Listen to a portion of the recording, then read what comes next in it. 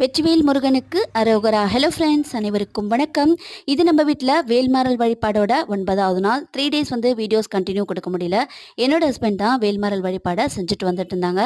இன்றைக்கி நம்ம கண்டினியூ பண்ணிக்கலாம்னு சொல்லிட்டு காலையிலேயே பிரம்ம முகூர்த்த நேரத்தில் நிலைவாசலில் சரவண பவ கோலம் போட்டுட்டு விளக்கி முருகப்பெருமானுடைய திருவுருவ படத்தை பன்னீர் போட்டு நல்லா தொடச்சிட்டு அவருக்கு மஞ்சள் குங்குமம் வச்சுட்டு செம்பருத்தி பூ மாலையாக கட்டி வச்சுட்டு இன்னைக்கு வேலுக்கு அபிஷேகம் பஞ்சாமிர்தமும் பாலும் போட்டு அபிஷேகம் பண்ணி முடிச்சுட்டு தீபதூப ஆராதனையோட 6 விளக்கு வேல்மாறலை நல்லபடியாக படித்து முடிச்சாச்சுங்க.